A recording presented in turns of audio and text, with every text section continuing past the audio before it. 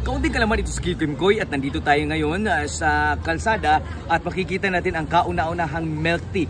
Ang milk tea na ito ay mayroong small, medium at large. Hindi na sinali ang medium dahil 15 ang medium at G's ang small, 20 naman ang large. Noong unang panahon, dekada 80, marami ang pumapalit ng milk tea dahil ito ay sinasagulan ng gatas. Kaya tinawag na milk at saka tea. Pinag-combine na tea at saka milk tea. Kasama natin dito ay isa sa pinaka-avid sumuyok ng milk tea. Sir, para sa iyo sir, ano ang masasabi mo sa lasa ng milk tea? Lami kayo, kinaitais kanding. Noong unang panahon, ang milk tea ay may tain ng kanding. Makikita natin dito na ito po ay organic.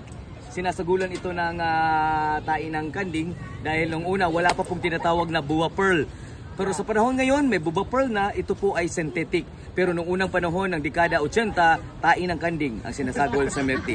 Ito si Kuya Kim Koy. Para sa kaunting kalaman. Okay.